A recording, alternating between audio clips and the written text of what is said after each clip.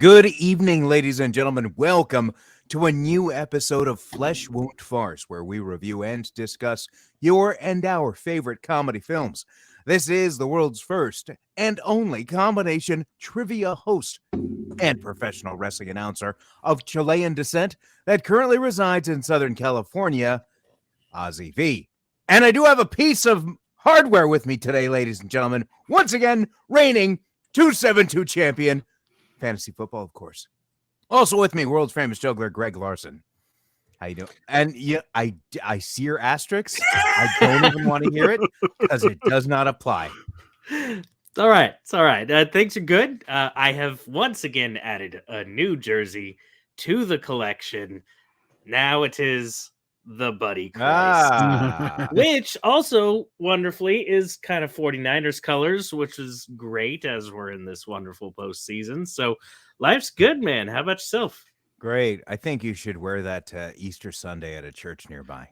It's funny because I was thinking, man, I'm trying to get jerseys for every holiday, and sure enough, that was my comment. I've got one now for Easter. And it's funny because I had posted the picture when I ordered it online.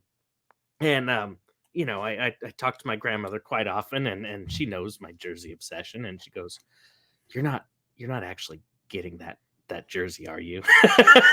And so then I had to explain the meaning of the Buddy Christ. So I think that actually works for Christmas as well. It does. It's a dual jersey. It's great. Excellent. Fantastic.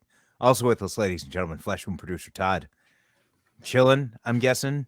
I am chilling. Fantastic. All right, ladies and gentlemen, this week we are reviewing and discussing the 1967 film The Producers, Mel Brooks' original Academy Award-winning film, released on November 22nd, 1967. Todd, do you have a trailer available? Yes, sir, I do. Do I now? Okay, so can we just break for a second? So right before we started, Todd asked Greg and me, okay, you guys ready to go? Greg answered, I didn't. I was still drinking some soda here. And I got some caught in my throat and I was coughing as the intro's coming up. And that whole intro that you heard, that was just I wasn't prepared for it. I had some stuff in my throat, but I did it anyway. And I didn't say, Todd, I'm ready to go. He just went. And here we are.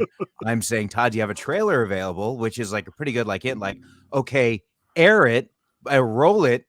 But to be fair, you have given him some stuff when he rolled it without saying roll the trailer. So I kind of gotta have Todd's back on this one here. You're being ridiculous only because I didn't acknowledge your asterisks. Don't be ridiculous. For a couple of weeks. Let's try it again, Ozzy. Todd, do you have a trailer available? Yes, we do. Let's see it.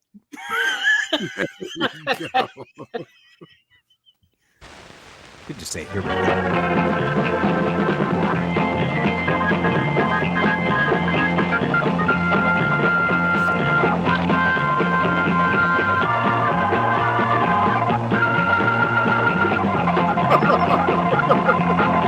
I'm just watching Ozzy's face. It's so simple. Step one, we find the worst plane in the world, a surefire flop. Springtime for himself. Step two, I raise $1 million. A lot of little old ladies in the world. I love you. What? I love you. What? I love you. Step three, you go back to work on the books. Only lists of backers, one for the government, one for us. I don't do it. You do it. Step four, we open on Broadway. Step five, we close on Broadway. Step six, we take $1 million and we fly to Rio de Janeiro. Does their scheme work? Does this girl know? Do these boys care? Who is he? Is she a Swedish toy? Or just another pretty body? And what's their story? See The Producers, and maybe you'll find out what it's all about. starring Zero Mostel. Oh! I want that money! Co-starring Gene Wilder. My blanket! Give my blue blanket! Give me back my blue blanket! And Dick Shawn as LSD. And I give a flower to the big fat cop. He takes his club and he beats me up. Go, Billy, baby, go!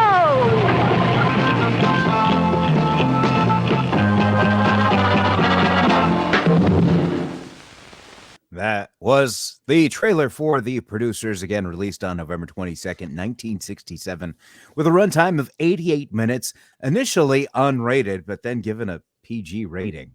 DVD copy I have actually has a N or not rated label on it. However, if you were to find it streaming places, it would show you PG. I believe, or at least that's what's according to IMDb. Not sure when that one was retroactively put into place, but regardless, again, written and directed by Mel Brooks, starring Gene Wilder and Zero Mostel.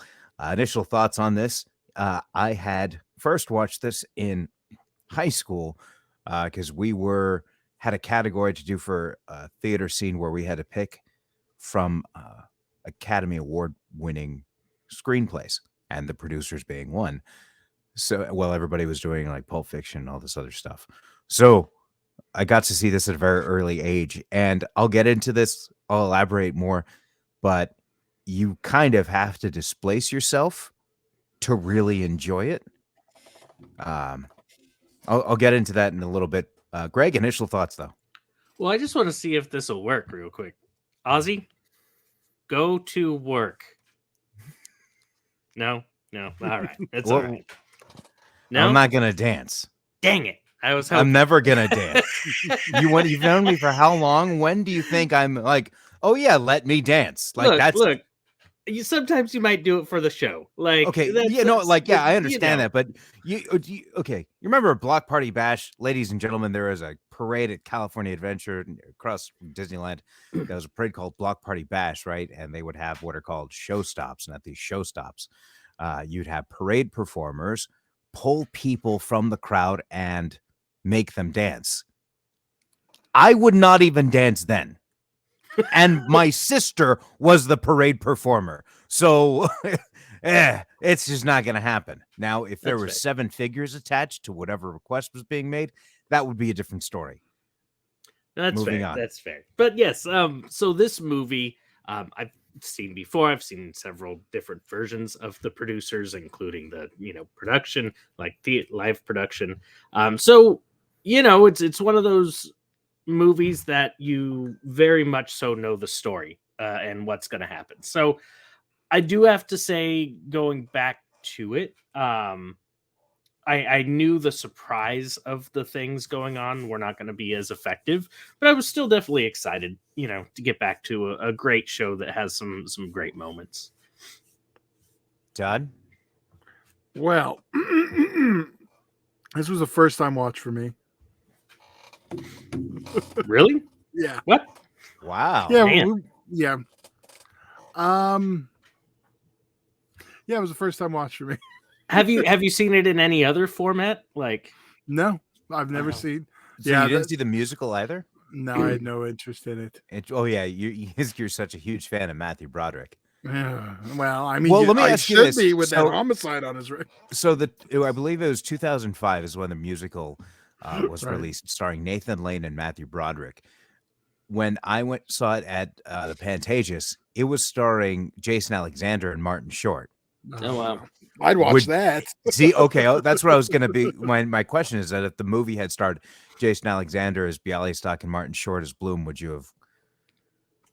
Yeah. I take it you would have. That would have been fun because we would have gotten Martin Short's signature dance that he does. Oh yeah. Where he binds the 2 knees together and then moves the rest of his body. The Ed Grimley dance. But anyhow, so initial thought. You said it was a first time watch, and based on your silence following that comment, initial thoughts probably weren't that great. Now, when I talk about you need to displace yourself to really enjoy this, this came out in 1967, right? And Hitler committed suicide in 1945. It's 22 years removed. And then this is the first. I mean, there was the Dictator starring Charlie Chaplin, right? Mhm. But nothing that was like zany specific on his character. There was nothing like that opening musical number and then just a play titled Springtime for Hitler and just everything about it at that time, 22 years removed. Just to give you 22 years from today is the year 2000. You know, like having a 9/11 musical now. I mean, but at the same time, it's like, imagine the kind of shock if somebody came out like with, that kind of subject matter, which kind of happens. We'll get into that in one of our next few movies in a few weeks, and I'll reference this conversation. But to this extent of having that, and I'll just use this to jump into my favorite moment, having that mindset of everybody being 22 years removed from this ruthless dictator and everything he did. 22 years from that, they see this on the movie screen of a musical number titled Springtime for Hitler, and everything about it made me die. I was in tears. I was in tears because I was forcing myself to be in a theater in 1967, 22 years removed from who they're making fun of. That being the subject matter is just made it.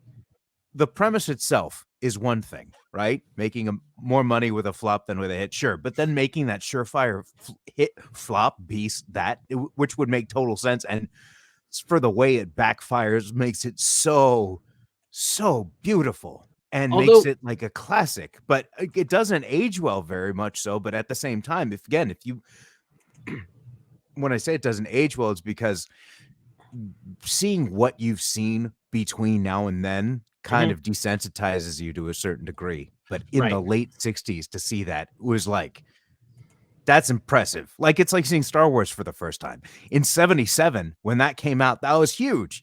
If you were to see it now for the first time, you'd be like, okay, whatever. So sorry, I didn't mean to cut you off. No, it was fine. It was basically that same sentiment of like, if you said, all right, I'm going to make something that's like over the top ridiculous, and like you find the border of what becomes offensive and then go a mile past that and it becomes funny again, like that's commonplace now, so like people would see that kind of a script and they'd be like, brilliant, this is going to be a hit these days, versus thinking, oh, no one would ever enjoy something. It must have been very risky. Oh, yeah. To do that and to have it come out the way it did and essentially spawn a giant career is just crazy to think about. Did you have a favorite moment as well you wanted to share? Oh man, first off, I do have to say it made me crave some pretzels and beer. That was definitely a moment for me. But yeah, I there's a few of them, but I think there's a part where Franz was like, Hitler was a painter. Hitler was a painter, and he could get 2 coats of paint in one day. It's so dumb. It's so wonderful, like some of those kind of comments. And I just have to say, like, a few other moments that like just kind of, they're not really favorite moments, but like the guy who played Hitler, tell me Robin Williams didn't base his entire career off of that character. That being Dick Shawn, by the way, as Lorenzo St. Dubois, LSD.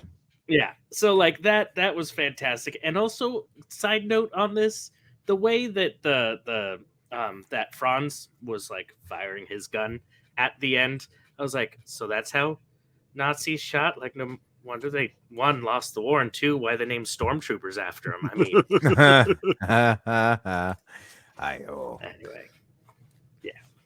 So Todd, I know I don't want to bury the lead here, and I can take a guess as to what your score was going to be, but did you have any moments that you enjoyed? I do have a favorite moment, and that was when it's early on when we first, like, Max and Leo are like together, and he's like smacking him to calm him down, and he's just like, oh, well, now I'm this, and I'm hysterical, and he's just doing I'm having hysterics. Yes, I'm wet.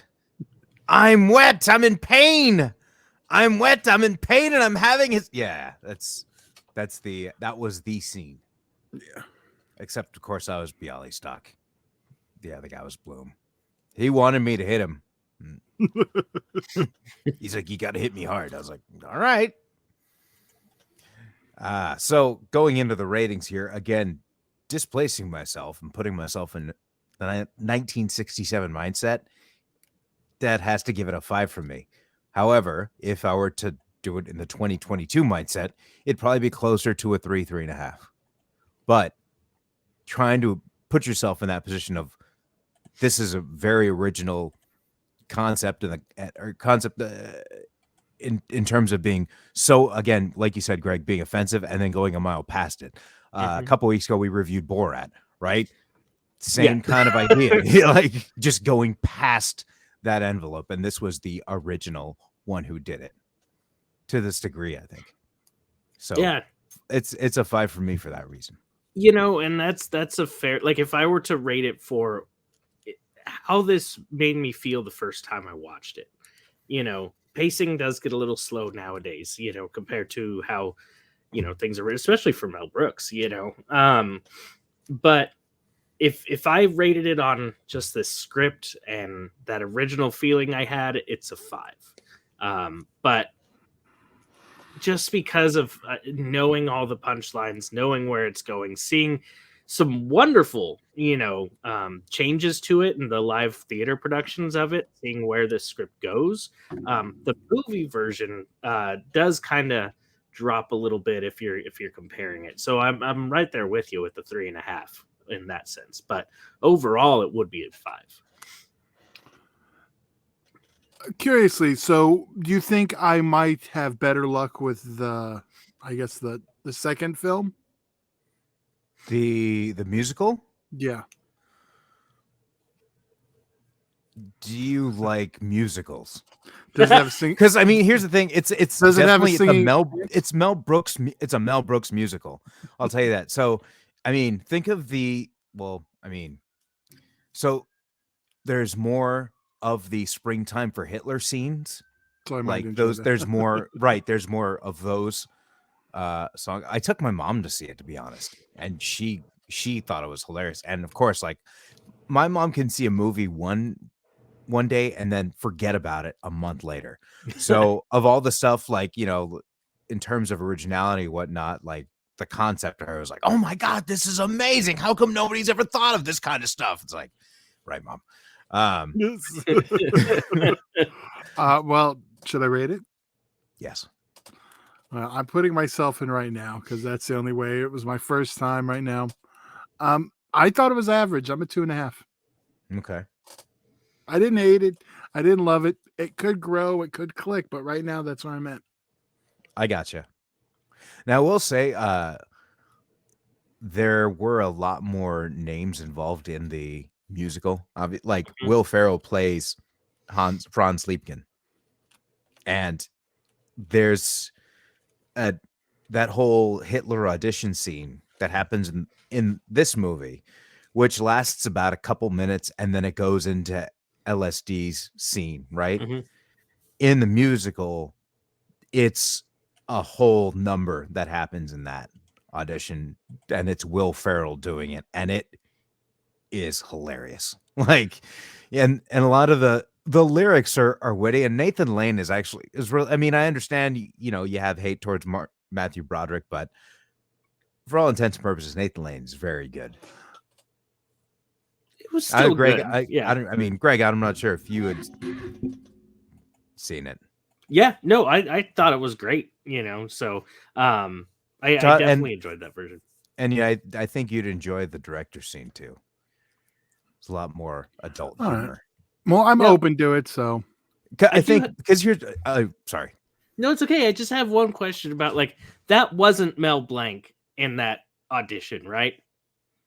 For playing Hitler, because he sounded a lot like Marvin the Martian when he was talking in that audition scene.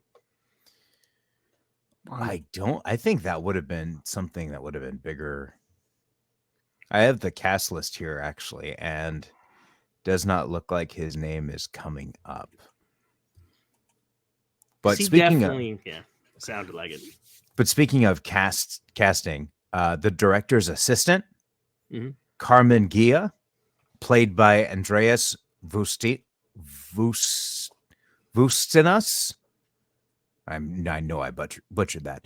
But anyway, he plays History of the World, Bernays. Oh, No, I just remember brilliant. the line. Don't get saucy with me, Bernays. Yes.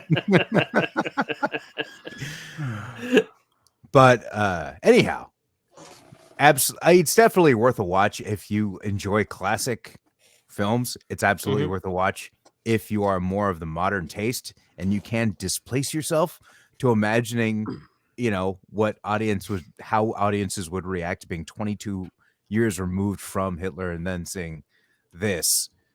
It might be worth seeing.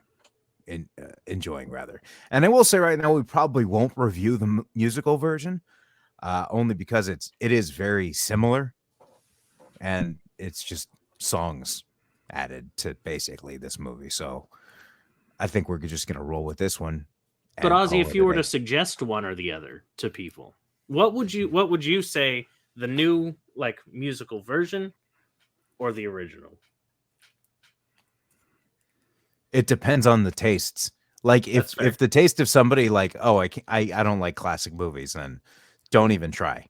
But Which would you have picked for me? I would ask you. I would actually legitimately ask you if you would enjoy comedic musicals like Avenue Q. Have you ever seen? You don't know what Avenue Q is? No, I know Little Shop of Horrors, which is a favorite. Todd, I know Poultrygeist, Night of the Todd. Chicken Dead. You need to Whenever watch we're Avenue done Q. recording, you just need to hear the song "The Internet is for Porn." Okay. That like I think after you hear that song, you'd be like, I need to like, I want to watch the rest of this. Yeah. But that is definitely, wow. I'm surprised you hadn't heard of it. I gotta get my bearings back. But anyway, but basically, if you can enjoy, if you're fine with musicals, then absolutely, I would have recommended that newer version. Because I don't think that, not to say that you can't displace yourself, but what I think it's still not right there with the humor that is more with your tastes. So that's why I probably would have recommended the modern one if you're able to withstand musicals, or not even withstand it, just rather just enjoy them. Mhm. Like the fun classic kind of musicals, not because it is more similar to like because like old school. The thing about musicals is that comedies would always end in like either a birth or a wedding, right? Right. I mean, I'm not going to spoil anything, but I'll just say it's like kind of classic. But it had like a good classical musical feel, and I think Mel Brooks understood the comedy landscape at the time, so he found ways to improve. And I think that's maybe why you might like it later, or better rather. I was just thinking I might watch it later. But anyhow, I think absolutely the original is worth a watch. But if you're more in tune of the modern tastes, I'd recommend the modern version. Yeah. All right. Yeah. It's kind of like the Matt Stone, Trey Parker musical. Like it kind of gives off that kind of vibe. There you go. Yeah. That's more accurate. Thank you, Greg. Mm-hmm.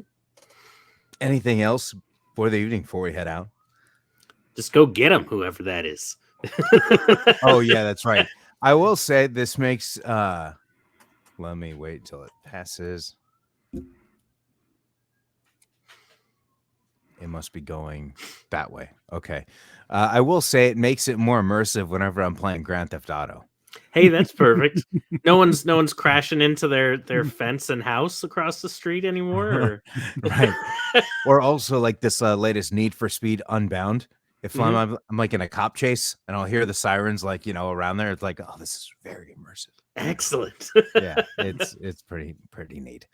But anyhow, that was the producers. Head on over to justwatch.com. Actually, I'll just take care of that right now. But I would recommend checking it out if you are in tune with the classics, or try the modern version 2005 if you are so inclined. this is not working for me at this time. But again, justwatch.com for availability. Check that. It's available Yes, for Todd. rental or purchase. Thank you, Todd. You're welcome. It's also All right, we'll available be on back Blu-ray. next week with a new episode. And let's see. I just want to make sure things are correct because I did mess up last time when I said we were going to review this one. We reviewed Groundhog's Day. So I just want to No, I think he confirm- said Borat when we should have done Groundhog's Day. that is not worth discussing at this Well, time. What is worth discussing at this time is next week we'll be back with The Water Boy, as we will be, of course, Greg and I will be watching the Super Bowl. Todd doesn't know what football is. So, I but do we'll too. still be watching. We'll still be reviewing and discussing The Water Boy next week and some fun ones after that. So be sure to check us out next week for a brand new episode of Flesh Wound Farce. Greg, Todd, you guys got anything else? Good night. Man, enjoy. All right. That is world famous juggler Greg Larson and Flesh Wound producer Todd. I'm Ozzy V. We'll see you next week right here on Flesh Wound Farce.